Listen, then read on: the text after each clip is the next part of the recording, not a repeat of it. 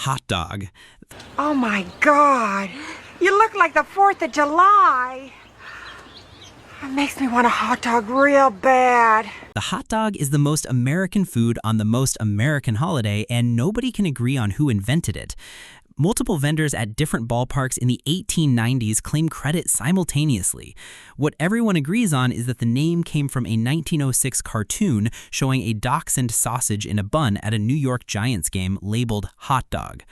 Americans eat 7 billion hot dogs between Memorial Day and Labor Day alone. On July 4th specifically, Americans consume approximately 150 million hot dogs in a single day. A sausage whose origin nobody can confirm became the defining food of a national holiday through sheer volume of consumption. Hamburger. The Hamburger is named after Hamburg, Germany, where minced beef patties were a working-class street food in the 19th century. German immigrants brought the concept to America, where it met the sandwich bun and became something Hamburg never intended. Multiple American cities claim the first hamburger on a bun simultaneously. New Haven, Connecticut, Athens, Texas, Seymour, Wisconsin. None of them has definitively won the argument. The Library of Congress credits Charlie Nagreen of Seymour, Wisconsin in 1885. Seymour holds an annual hamburger festival and considers the matter settled. The other cities disagree. The hamburger remains the most disputed American food origin story and the most consumed American food simultaneously. BBQ Ribs. Beef plate ribs are called dinosaur ribs because a single rib can weigh over 1 kilogram and looks large enough to belong to a prehistoric animal. They come from the short plate section of the cow, between the brisket and the flank, and contain a thick layer of meat over the bone that brisket cannot match for visual drama. A properly smoked beef rib develops a bark so dark it appears black, with interior meat so tender it pulls away from the bone with no resistance. Texas BBQ joints that added beef ribs to their menus in the 2010s reported them selling out within hours of opening every day. A cut that looks like a prop from a cartoon became the most photogenic item in American BBQ. Corn on the cob. Corn is the most American crop on Earth. Native Americans domesticated it from a wild grass called teosinte over thousands of years, transforming a plant with tiny inedible seeds into the large sweet cobs eaten at every summer gathering. European settlers encountered corn through indigenous communities, and it became the foundational crop of American agriculture. Sweet corn, the variety eaten at July 4th celebrations, was developed specifically for eating rather than grinding, bred for sugar content rather than starch. Grilling corn in the husk traps steam inside and produces a result that boiling cannot replicate. America grows more corn than any other country and eats a significant portion of it on one weekend in July. Watermelon. Watermelon originated in northeastern Africa and was cultivated in ancient Egypt over 5,000 years ago. It arrived in the United States through multiple routes, including Spanish colonizers and the African slave trade, becoming embedded in Southern American food culture by the 17th century. A watermelon is 92% water, which is why it became the default summer refreshment before refrigeration made cold drinks universally accessible. The association of watermelon with July 4th is partly practical and partly cultural. Peak watermelon season in the American South aligns almost exactly with the July 4th holiday. A fruit that is mostly water became the symbol of American summer because it arrives at the right time every year. Potato salad. Potato salad exists in two completely incompatible versions in America, and both sides consider the other wrong. Southern potato salad uses mayonnaise, mustard, and sweet pickle relish, served cold.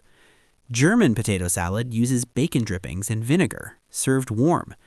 The debate about which version is correct at a summer barbecue has the same energy as political arguments. Every family has the one aunt whose potato salad is considered definitive. Challenging her recipe is not recommended. Americans make over 1.5 billion servings of potato salad per year.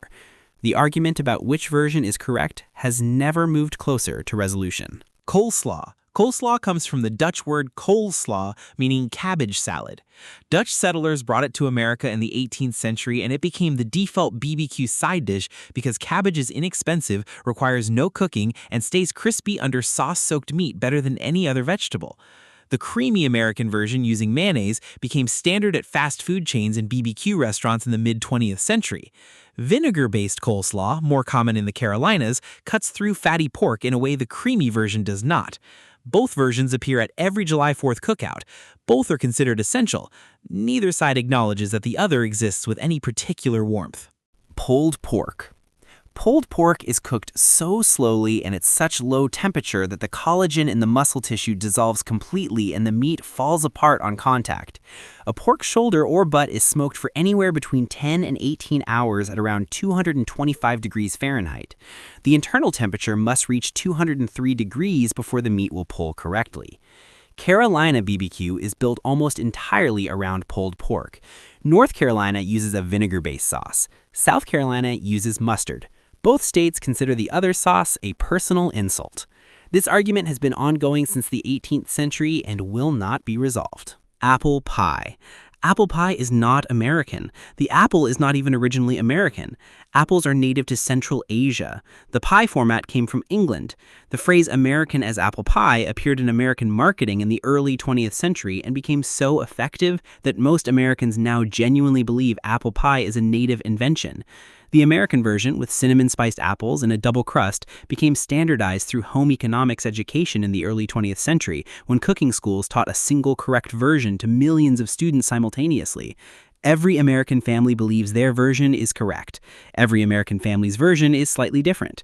The marketing won completely. Red, white, and blue cake.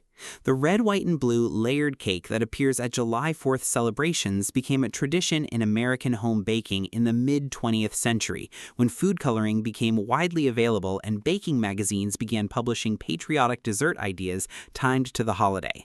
The visual impact of slicing into a cake that reveals red, white, and blue layers simultaneously is the entire point. The flavor is secondary to the reveal. Food coloring at the concentrations required to produce vivid red and blue cake layers was banned in the European Union and requires warning labels in Britain. American July 4th cake is literally banned in some countries it is celebrating independence from. Firecracker popsicles.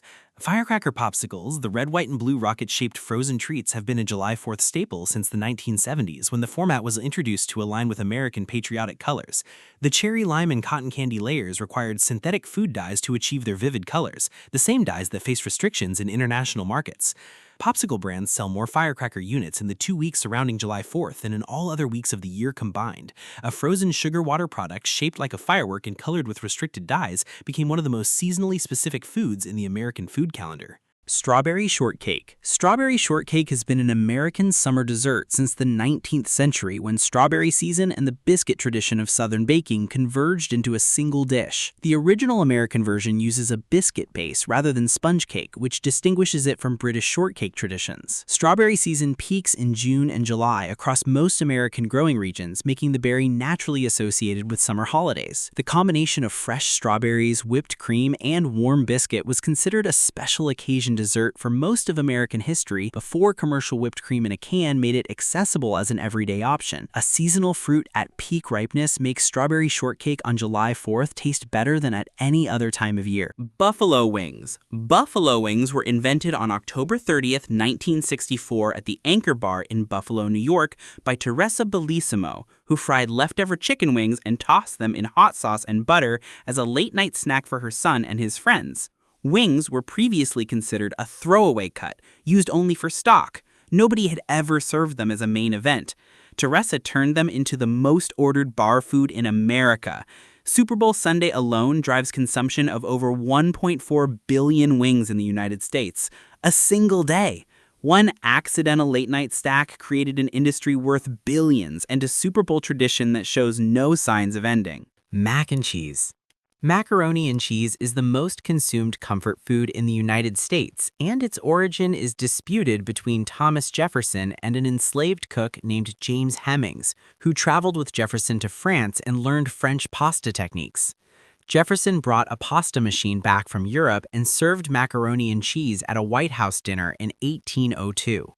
Kraft introduced the boxed version in 1937 during the Great Depression and sold 8 million boxes in the first year. Americans now buy over 1 million boxes of Kraft mac and cheese every single day. A dish served at the White House in 1802 became a Depression-era survival food that turned into the most purchased boxed product in American grocery history.